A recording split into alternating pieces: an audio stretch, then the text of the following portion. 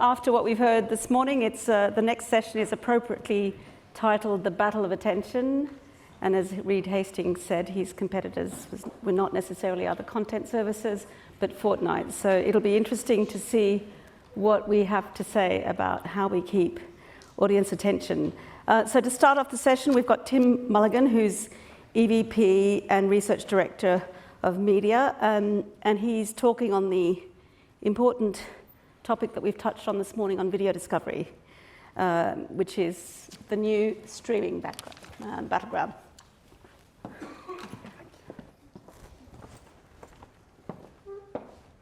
Hi, hello everybody. So I've got 10 minutes to talk about a very big subject. So I'll see what I can pack in those 10 minutes. Okay, so brief introduction to myself. I'm the Research Director and Lead Video Analyst at Media Research. We're a research and insights business with a global outlook focusing on the digital entertainment landscape. And my key focus is streaming and the transition to streaming, and discovery is obviously a big part of that. So this is how I'm going to present the insights from this short amount of time.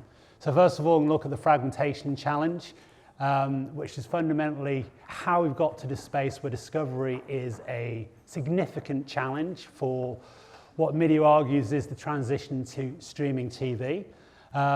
Then I'm going to show you some really insightful data from Media's quarterly consumer surveys that just highlights the challenges that currently face streaming services for discovery.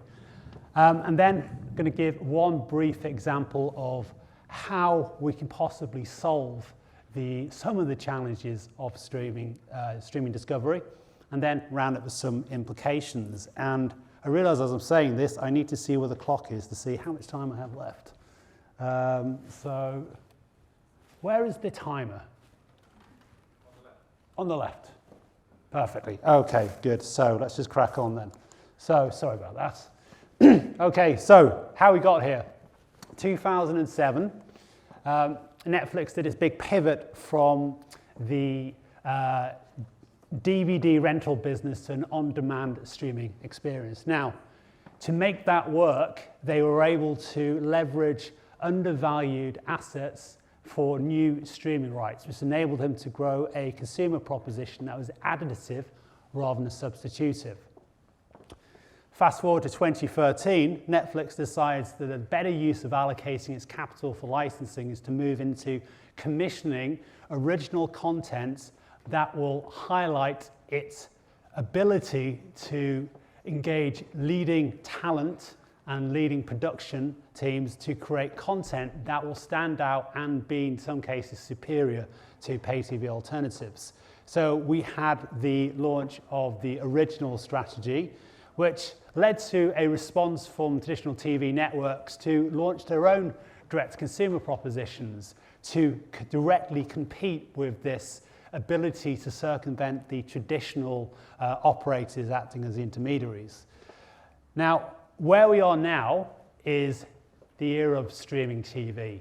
And we're there because the great lockdown of 2020 to 2021 normalized streaming for mainstream consumers because of the additional time that was made available during remote working. Media's calculated there was an increase of 12% of entertainment time available. Streaming benefited from this as well as traditional TV.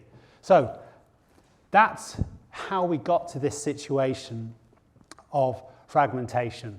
So essentially, it's a business strategy led by Netflix that has been copied by incumbents looking to compete by going direct to consumer, leading to the stream TV era that we're in now. So the challenge of this, and one to really consider is to highlight just the real risk of this fragmentation, what it's led to for the consumer experience, is the challenge of finding new content. Because we're in a wonderful period of time for the consumer to be able to experience best-in-class content without the traditional limitations of distribution, of relying upon scheduling, advertising or traditional subscription-based models. But the downside is we're also in an environment where video has become a streaming-first digital asset in a highly competitive digital entertainment landscape where we are saturated with demands upon attention, and the old world of scheduled programming no longer apply, creating a challenge for knowing what content to go for. So a bit of research is going to show you from some of our recent quarterly consumer data shows just how big this challenge is. 42% of consumers go to their peers for recommendations about the kind of TV shows that they should focus on. So you think about that for a moment. What that actually means is the streaming services are failing at one of their core responsibilities, which is being able to service relevant content that will appeal and drive engagement and retention and all the other KPIs required of streaming services to thrive and survive in the current era. And if you look at how these other forms of show recommendations are working, the ones that are supposedly the additional strengths of the streaming services, such as recommendations and new releases, they account for 25% or less of these respondents. And it's even worse for traditional forms of advertising TV content. If you look where TV adverts are, even look where social media ads are, they're all really low. So we've got a problem here. The problem is discovery is not working because people have to go the old-fashioned way and go to their in real life peers and contacts to identify what is the relevant content to engage with.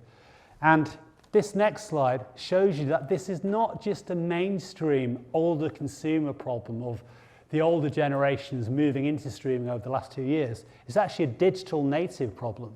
Because if you look at the penetration breakdowns for those who said that they rely upon personal recommendations for shows, over 50% of everyone under 45 uses personal recommendations. And these are digital natives. These are people who've grown up in a digital environment.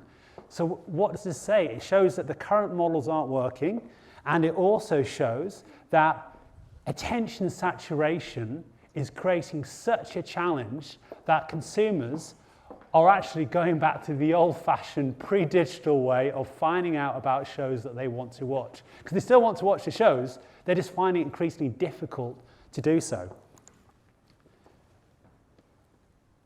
So here's one possible way that this challenge can be in some way addressed. And I'm focusing on the digital natives here because they are inevitably the future of the TV audiences and TV engagement generally, if we accept that streaming TV is the new normal for the TV industry. So I'm going to show you another excerpt from the same data set for the quarterly consumer responses to search and discovery challenges. And I've got 3 different segments here. So there's the mainstream consumer segment, there's 2 different types of monetized audiences for video, for consumers who are willing to pay to access content. First of all, we have PVOD, and then we have SVOD. So transactional video consumers paying on a per content basis versus SVOD paying on a subscription basis. Now, Google search, no surprise, is by far away the main way that all consumers engage for wanting to discover content. But once you start drilling down into the more lean in, lean forward types of discovery, you suddenly realize that there's actually significant over-indexing from those who are willing to pay to access video content, from how they're going to go about it. Things like social media accounts for official social media accounts are disproportionately important for high-value video spenders, as are critical review sites. And even Wikipedia, humble Wikipedia, has a disproportionate role for PVOD consumers in helping them to identify content they want to invest in on a micro transaction level, as well as investing their time, which is equally important.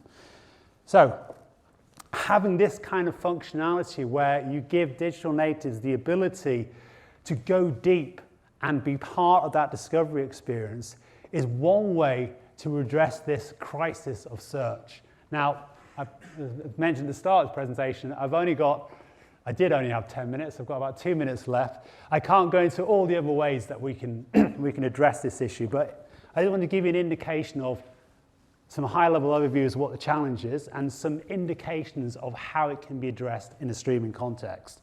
So, to summarize then with implications, four key implications here. Fragmentation has created a real problem for discovery.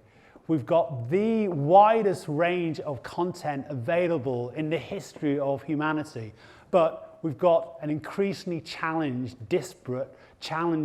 I've said that already, increasingly difficult way of accessing that because everyone's overloaded with attention. Multiple subscriptions are becoming the norm. But the old, safe, aggregated, scheduled, programmatic environment that was sold by pay TV 40 years ago no longer exists.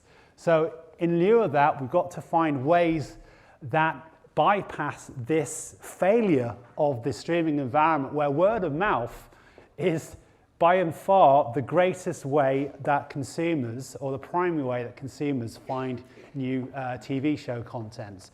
So that means leveraging those digital assets, recognizing that streaming video is a digital first proposition, which enables the ability to go and get the best out of a digital environment and partner with digital native experiences to be able to create a holistic, engaged, lean-in discovery process. And finally, this needs to be solved, because if this isn't solved, streaming TV will never truly realize its potential as a successor to traditional TV, because unless you find a way to create that ease of action, that friction-free way of discovering compelling new content, TV is going to go the way of other media formats that have struggled to maintain their primary role in the digital environment. So music's a really good example of this. Music is increasingly a background activity which supports lots of other digital activities, such as gaming, for example. Video, there is a risk if we don't solve discovery, video might start going in that direction, because digital natives classify video, TV content as one of a set of different entertainment propositions they can engage in. So solving discovery is crucial to that. And of course, it's a crucial way to retain the older demographics who've come on board in the last 2 years, who've come from that scheduled pay TV environment and are moving into streaming. And with that, I'm going to thank you, show you how you can get in touch with us if you'd like to find out more about these issues we've discussed, and I will let you continue with the conference. Thank you for your time. Thank you.